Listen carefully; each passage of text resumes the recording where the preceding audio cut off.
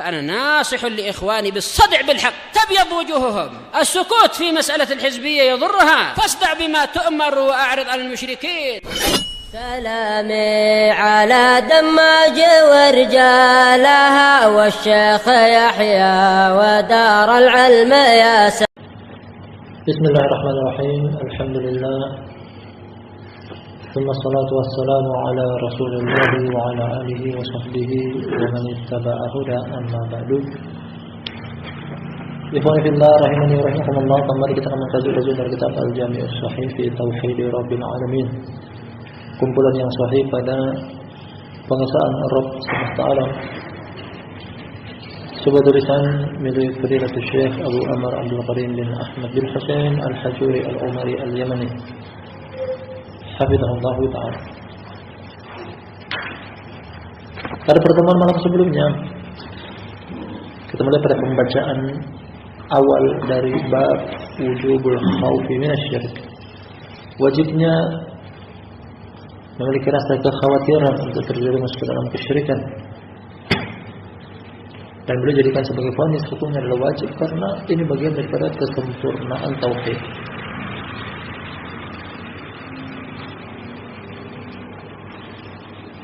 Afa aminu makrallah fala ya'manu makrallahi illa al-qaumul kafirun.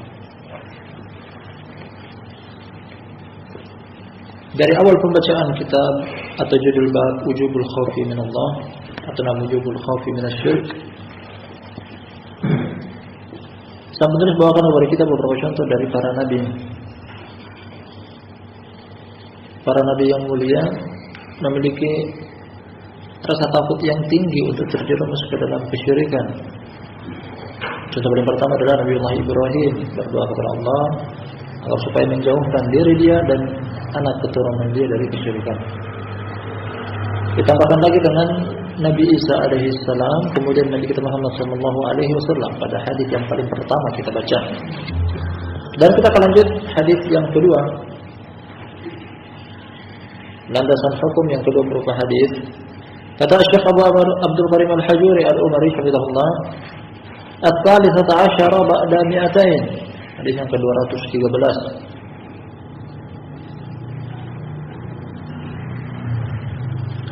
Qala Imam Abdullah bin Ahmad rahimahullahu ta'ala fi Zawaidil Musnad. Berkata Imam Abdullah bin Ahmad, putra dari Imam Ahmad bin Muhammad bin Hanbal. Dia memiliki anak namanya Abdullah yang juga imam.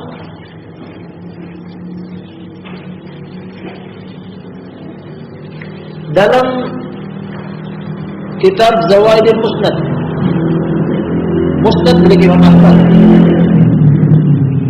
kemudian sang anak namanya Abdullah menambahkan tambahan hadis yang juga sebenarnya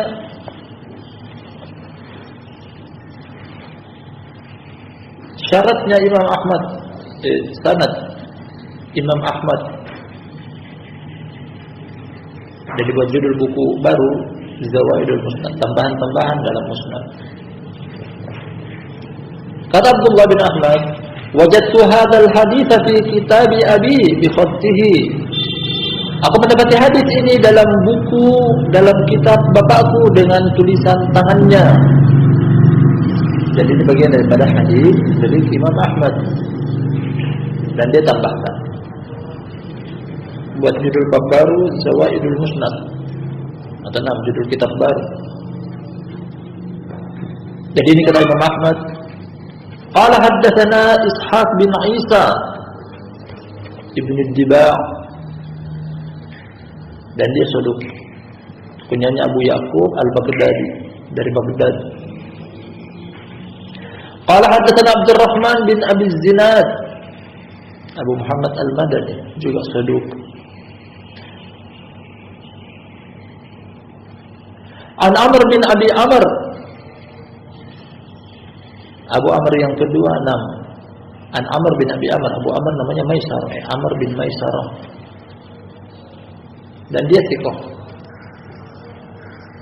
An Asim bin Umar bin Qatadah Asim bin Umar bin Qatadah Al-Ansari.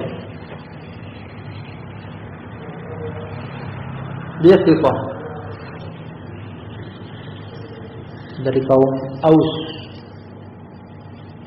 An Mahmud bin Labid radhiyallahu anhu, sahabat.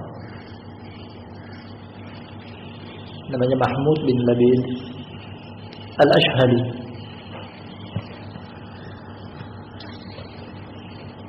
Namanya termasuk sahabi sogir.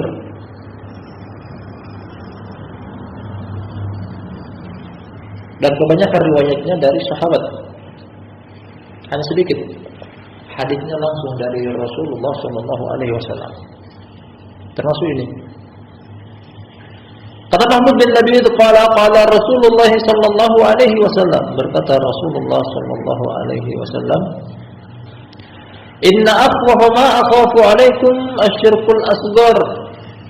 Kata Rasulullah sallallahu alaihi wasallam. Hadis kedua dalam judul bab wujubul khawfi minasyirik.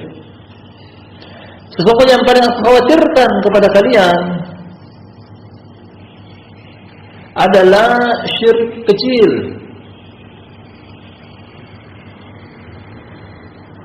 Yang aku paling khawatirkan kepada kalian adalah syirik kecil.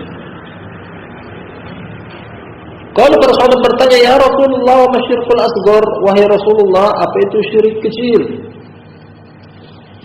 Yang kekhawatirkan tersebut. Qala, kata Nabi sallallahu alaihi wasallam, ar-riya. Ar-riya.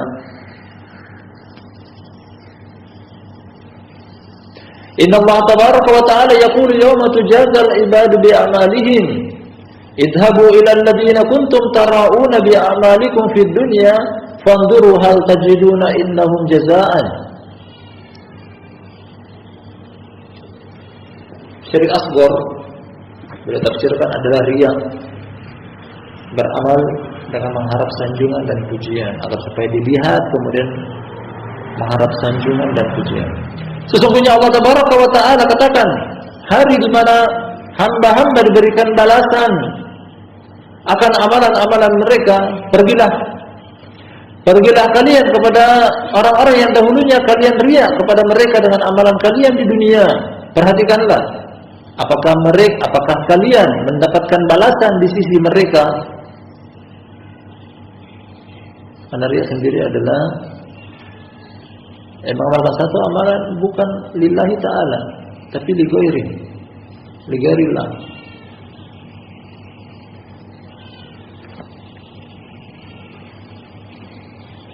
Dalam hadis Jundub kata Rasulullah sallallahu alaihi wasallam, man sama'a Allahu alaihi wa man yura'i Allahu alaihi. Barang siapa yang beramal namun dengan tujuan untuk didengar, Allah akan perdengarkan. Dan barang siapa yang beramal dengan tujuan untuk dilihat, Allah akan perlihatkan. Ya, maksudnya amalan tersebut yang dia cari hanyalah sanjungan pujian.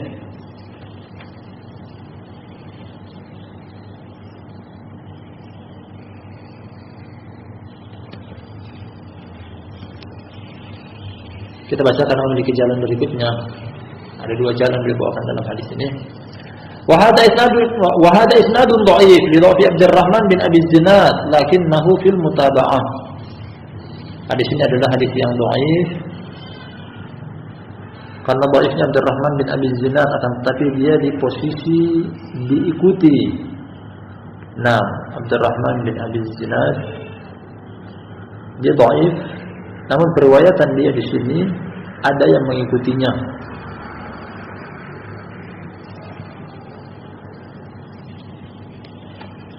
Mutaba'ahnya ada di bawah. Hadis yang menguatkan dhaif yang di atas.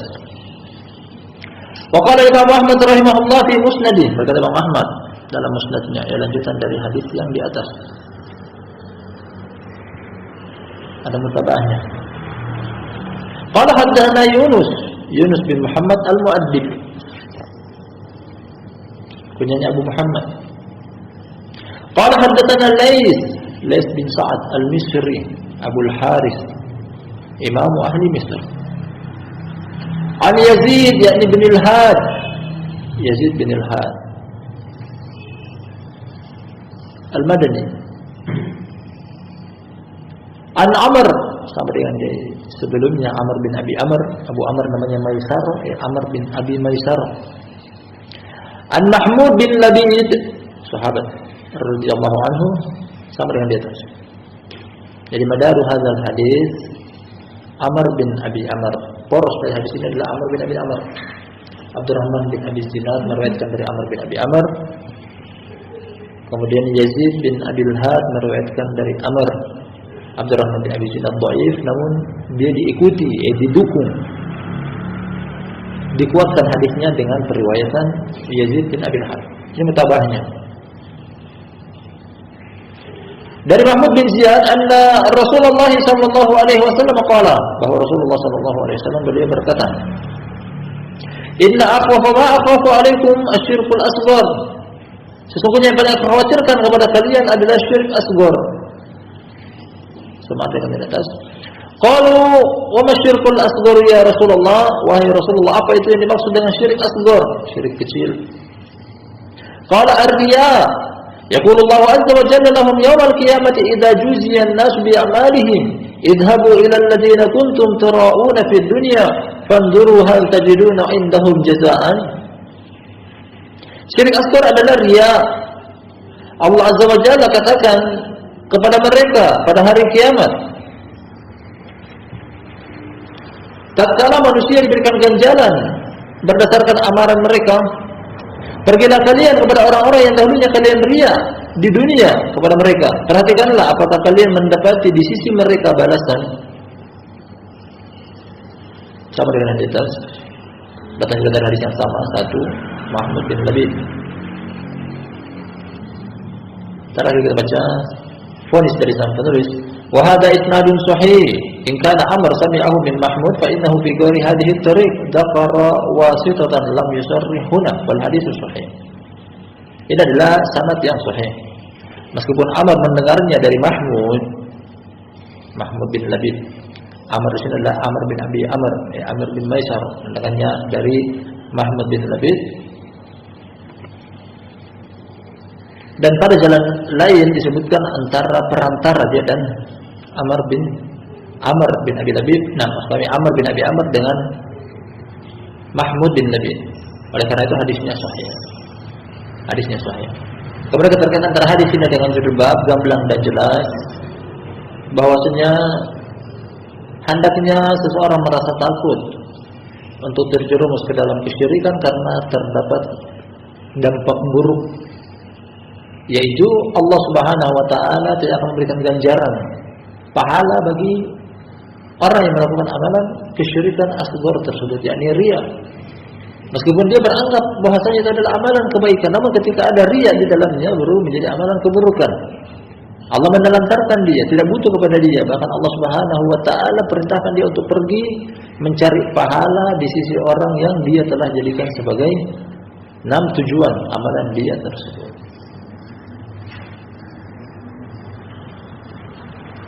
Buruknya kesyirikan, jangankan yang akbar, yang asghar saja seperti ini. Allah katakan kepada dia, silakan pergi cari pahala dari orang yang kau riya kepada dia tersebut. Tidak ada pahala di sisi aku bagi orang-orang yang melaksanakan amalan dengan tujuan riya, untuk didengar, untuk dilihat, mencari sanjungan, pujian.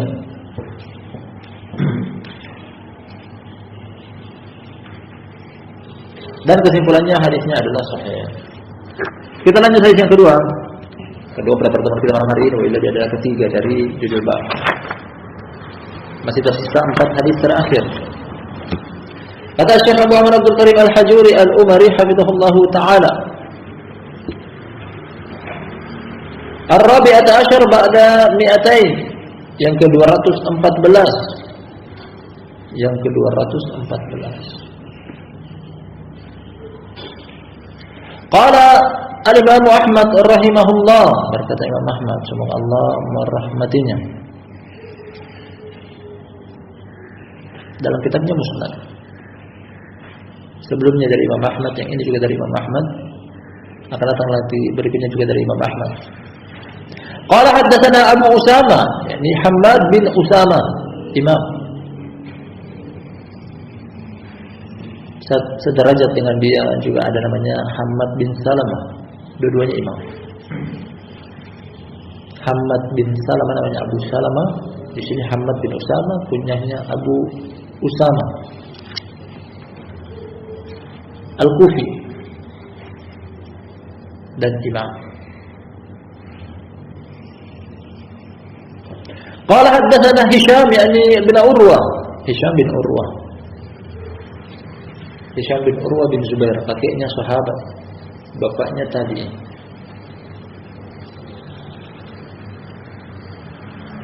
An abihi radhiyallahu anhu, bapaknya yakni Urwah bin Zubair. Urwah bin Zubair. Qala kata Urwah, haddatsani Jarun.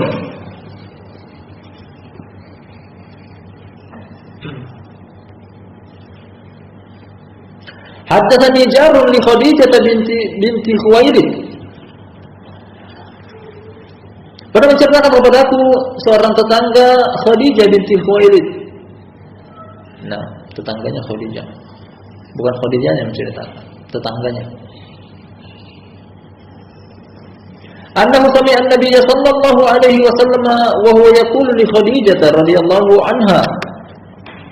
Dia pernah mendengar bahwasanya Nabi sallallahu alaihi wasallam katakan kepada Khadijah,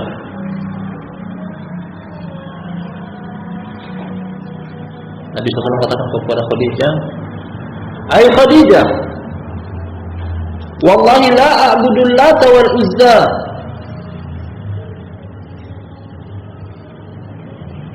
Wallahi la a'budu Lata wal Uzza, wallahi la a'budu abadan. Kata Nabi sallallahu alaihi wasallam kepada Khadijah, "Wahai Khadijah." Ai harfun nida.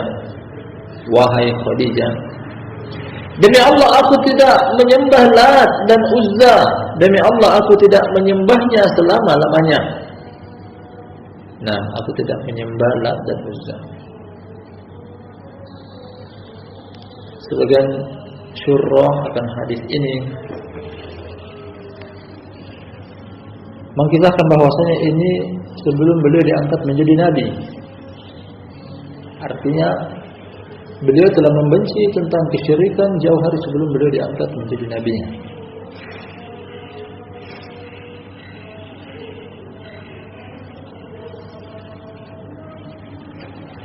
Ada lagi yang mengatakan ini setelah kenabian dengan qarinah dari ucapan Khadijah berikutnya. Qala fataqulu Khadijah khallillah khallil Uzza.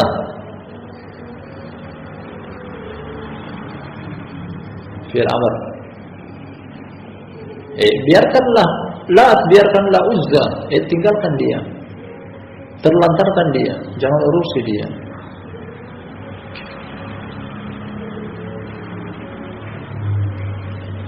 Di sini qarinah bahwasanya ini sebelum beliau diangkat menjadi nabi. Karena Lat dan Uzza ketika beliau diangkat menjadi nabi, beliau diperintahkan oleh Allah Subhanahu wa taala untuk menghancurkannya, meluluh lantakkannya, membumi hanguskannya, seluruh berhala-berhala termasuk Lat dan Uzza di kota Makkah. Qala kanat sanamahum allati kanu ya'buduna thumma yattaji'un. Dahulunya Lat dan Uzza adalah berhala-berhala mereka. Ini salah satu perawi katakan di atas, yakni Urwah menceritakan tentang kepada anaknya. Lat dan Uzza adalah berhala-berhala mereka yang dahulunya mereka sembah sebelum mereka tidur. Setelah itu mereka tidur.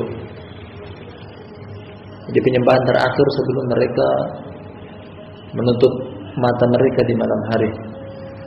Disembah dulu, kemudian setelah itu mereka tidur. Dan ikhwan fillah, kekhawatiran yang dimaksud oleh sang penulis tentang kesyirikan dari hadis ini artinya keterkaitan antara hadis ini dengan judul bab. Maksudnya Nabi sallallahu alaihi wasallam telah tertancap di dalam benak beliau kebencian kepada kesyirikan, kebencian kepada berhala, kebencian kepada patung Lat dan Uzza yang disembah selain Allah Subhanahu wa taala. Nah, jauh hari, pastikan Khadijah radhiyallahu anha adalah istri pertama Nabi sallallahu alaihi wasallam. Kalau digiring kepada makna bahwasanya beliau sudah benci sebelum beliau diangkat menjadi nabi, berarti kekhawatiran tersebut sudah ada. Atau dikirim kepada makna bahwasanya ini di awal-awal Islam, artinya sudah diangkat menjadi nabi, tetap saja ini kisah yang klasik dari beliau, bahwasanya di periode Makkah sudah tertancap di dalam dada beliau untuk benci kepada berhala, benci kepada penyembah selain Allah. Sekaligus diambil dari situ kekhawatiran beliau untuk terjerumus ke dalamnya. Wallahi la a'budu abadan, demi Allah aku tidak akan pernah menyembahnya selama-lamanya. Nah, yang sebelumnya lagi la a'budu Lat wal Uzza, aku tidak pernah menyembah Lat dan Uzza, dan aku tidak akan pernah menyembahnya selama-lamanya. Kemudian di sini diambil faedah juga bahwasanya Nabi sallallahu alaihi wasallam menegaskan, beliau memberikan penegasan dan penekanan dengan bersumpah menyebut nama Allah, kemudian menyebutkan isi dari sumpahan tersebut untuk menjauhkan diri beliau dari Lat, menjauhkan diri beliau dari Uzza, menjauhkan diri beliau dari kesyirikan, menjauhkan diri beliau atau merasa khawatir yang sangat kepada kesyirikan. Ada hadis yang sahih, kata Syekh Abu Amr Abdul Karim Al-Hajuri, ini adalah hadis yang sahih. Kita lihat hadis yang ketiga pada pertemuan kita malam hari ini. Kata beliau, Al-Khamisata Asyara Ba'da Mi'atain, hadis yang ke-215. Qala Imam Ahmad rahimahullah, juga dalam Musnad. Berkata Imam Ahmad,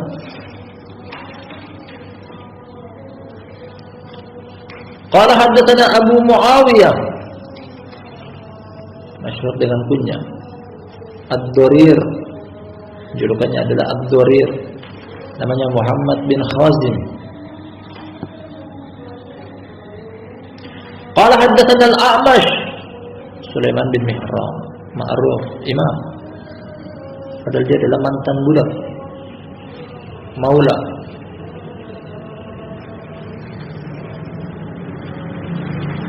maula dari Bani Asad.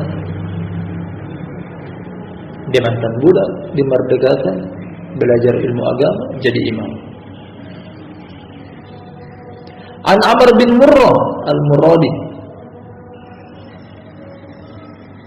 An Yahya bin Jazzar, An Ibn Akhi Zainab, An Zainab imra'ati Abdullah radhiyallahu anhu qalat, dari keponakannya istrinya Ibnu Mas'ud, dari istrinya Ibnu Mas'ud namanya Zainab. Nah, Abdullah ketika diletakkan di sini adalah Abdullah bin Mas'ud. Istri Abdullah bin Mas'ud mengatakan, qalat, kana Abdullah idza jaa min hajatin fantaha ila al-bab tanafnaha wa bazaqa karahiyata ayyahjuma minna ala syai'in yaqrahuhu. Jadi istrinya Ibnu Mas'ud menyebutkan tentang di antara adab Ibnu Mas'ud datang ke rumah, ketika pulang ke rumah adalah, dahulunya Abdullah apabila dia datang pulang ke rumah akan satu kebutuhan, dia berhenti di depan bab, dia tanahna, berdaham, kemudian meludah sebagai bentuk sikap. Dia tidak suka untuk melihat dari kita, anggota keluarga yang ada di dalam rumah, sesuatu yang dia tidak sukai. Jadi semacam isyarat bahwasanya kepala keluarga mau datang. Jadi tidak datang secara tiba-tiba, langsung berdaham dulu, memberitahukan dengan isyarat bahwasanya aku mau masuk ke rumah. Jangan melakukan sesuatu yang tidak aku sukai, berupa penampilan, berbuatan, dan sebagainya. Dan ini termasuk adab. Qalat, kata Zainab, dia menceritakan kali ini, wa annahu jaa'a dzata yaumin fatanahnaha, dan pada suatu hari dia datang dan dia melakukan hal yang sama sebelumnya, yaitu dia berdaham. Qalat, kata Zainab, wa indi ajuzun tarkini minal humrati fa adkhaltuha tahta as-sarir. Dan ketika dia datang dan di depan rumah dia berdaham, ketika itu terdapat di sisiku seseorang wanita tua yang dia sedang meruqyahku dari penyakit.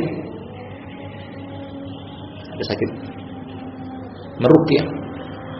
Dan aku menyembunyikan nenek tersebut, wanita tua tersebut di bawah tempat tidurku, di bawah ranjangku. Karena dia memberikan mukadimah bahwasanya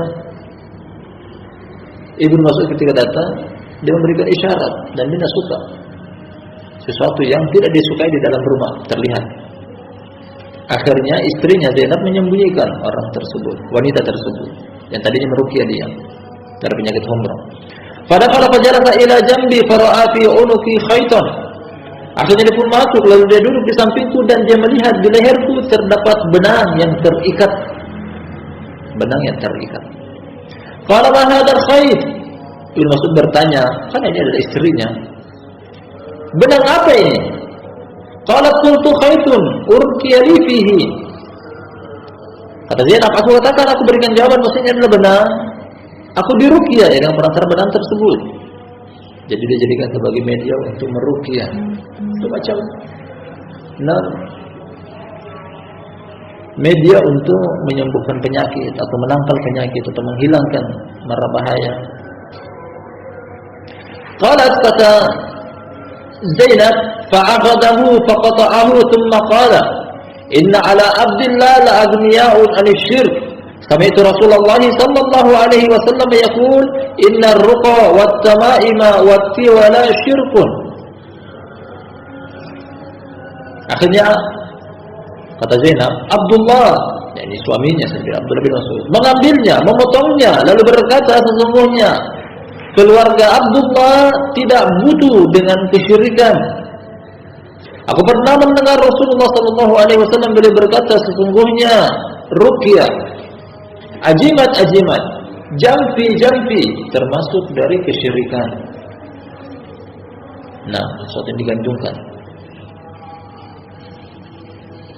Ruqyah, membaca mantra, tamaim yang digantungkan, ajimat, tiwala, jampi-jampi, sesuatu yang disimpan, dianggap memiliki sesuatu yang bisa mendatangkan manfaat atau mudarat. Itu semuanya adalah termasuk kesyirikan. Dan hadis ini sampai dibawakan kepada kita setelah menyebutkan para nabi dan rasul yang mereka adalah khawatir untuk terjerumus ke dalam kesyirikan. Ini pun sebagai contoh bahwa seorang sahabat yang mulia Abdullah bin Mas'ud juga khawatir untuk terjerumus ke dalam kesyirikan, dia dan anggota keluarganya. Makanya dia ingkari dengan sangat keras. Perhatikan di sini, fa'akhadahu faqata'ahu, tanpa panjang lebar. Langsung Abdullah bin Mas'ud melepaskannya, memotongnya. Memotongnya artinya adalah menghancurkannya agar supaya tidak dipakai kembali. Masih ada jalur dari hadis ini. Warahu Abu Dawud min tariqi Abi Muawiyah ad-Darir bihi. Wa Ibnu Majah min tariqi al-Amash bihi. Wa Ibnu Ukhti Zainab majhul hal faqad rawa anhu Amr bin al-Harith kama fi tahdhib at-tahdhib wa huna rawa anhu Yahya al-Jazzar. Nah, dia akan sebutkan riwayatnya di bawah. Ya, hadis ini memiliki jalan. Abu Dawud meriwayatkannya sebagai penguat dari Abu Muawiyah sampai kepada saudarinya atau kami keponakannya Zainab. Kemudian Ibnu Majah juga meriwayatkannya mulai dari Amash sampai kepada sanad yang sama. Sedangkan keponakan dari Zainab adalah majhulul hal. Majhul hal artinya adalah orangnya tidak diketahui tentang keadaannya. Karena majhul ada dua, majhul ain tidak diketahui tentang siapakah dia.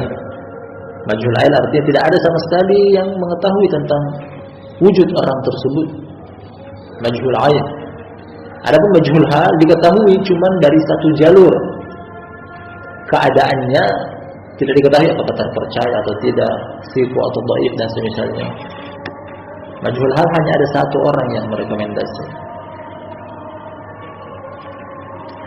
Nah, wa qala al-Hakim rahimahullah qala haddatsana Abu Abdullah Muhammad bin Abdullah Az-Zahid Al-Asbahani. Qala haddatsana Ahmad bin Mihran, qala haddatsana Abdullah bin Musa, qala haddatsana Israil an Maisarah bin Habib an al-Minhal bin Amr an Qais bin Sakan Al-Asadi qala.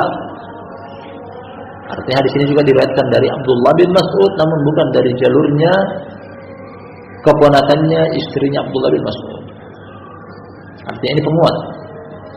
bahwa memang betul kisah yang dibawakan oleh keponakannya istri Abdullah bin Mas'ud adalah memiliki jalur yang juga datang dari jalan yang sahih.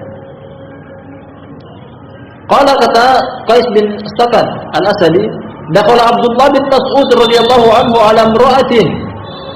Dia disebutkan wanita siapa, namun secara umum. Bahwasanya Abdullah bin Mas'ud pernah masuk kepada seorang wanita, fara'a 'alaiha hirzun min al-humra. Dia melihat ada pada wanita tersebut semacam ajimat-ajimat.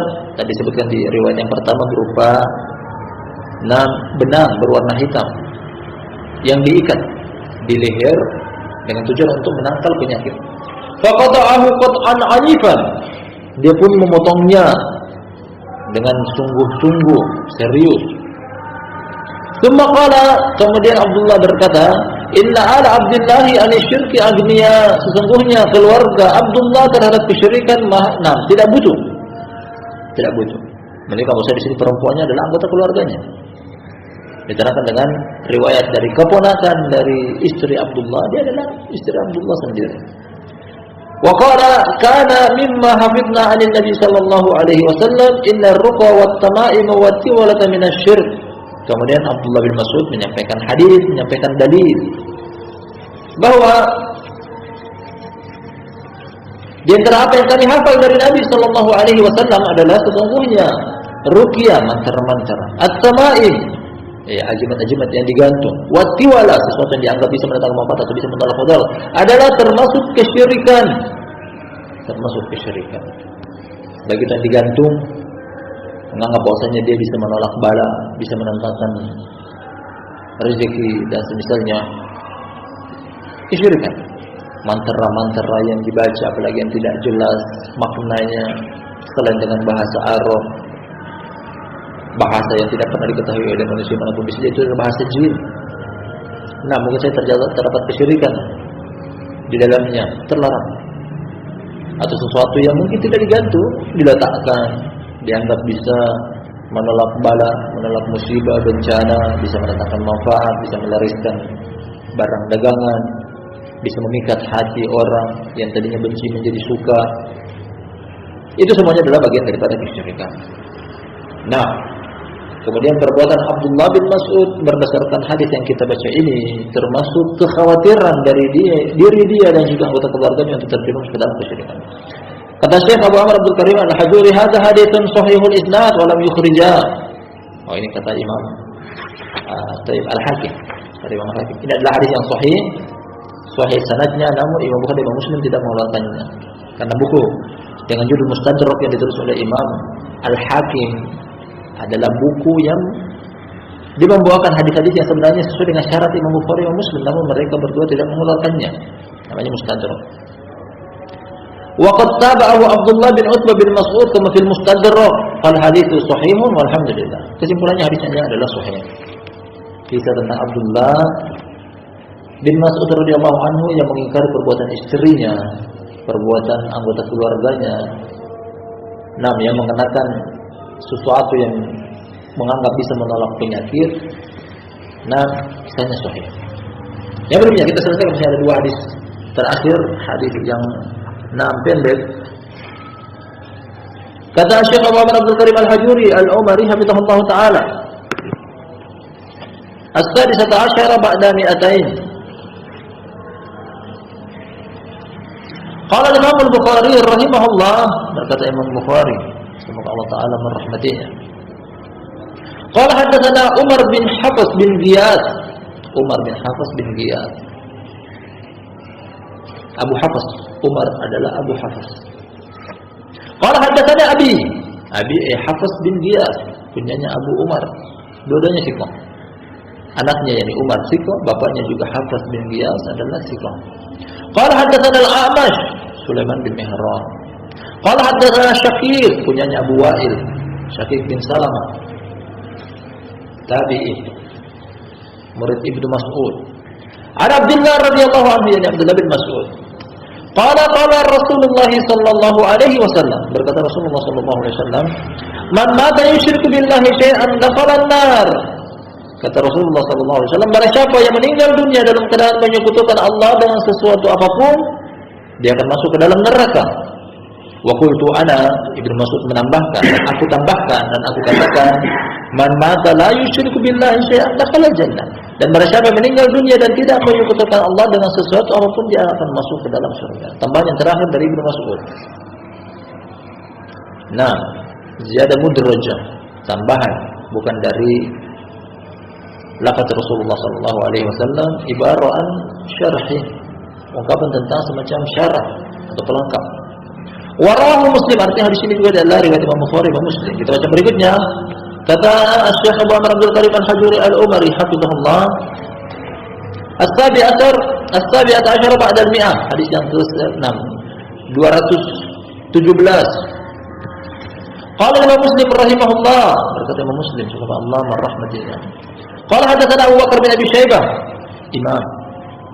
Nah, namanya Muhammad bin Abdullah atau nama tabarikah Abdullah bin Muhammad, masyhur dengan kunyah Abdullah bin Muhammad.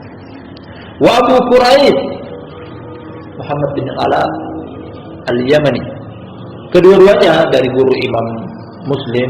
Qala haddatsana Abu Muawiyah Ad-Durir, lewat di sanad yang sebelumnya tadi.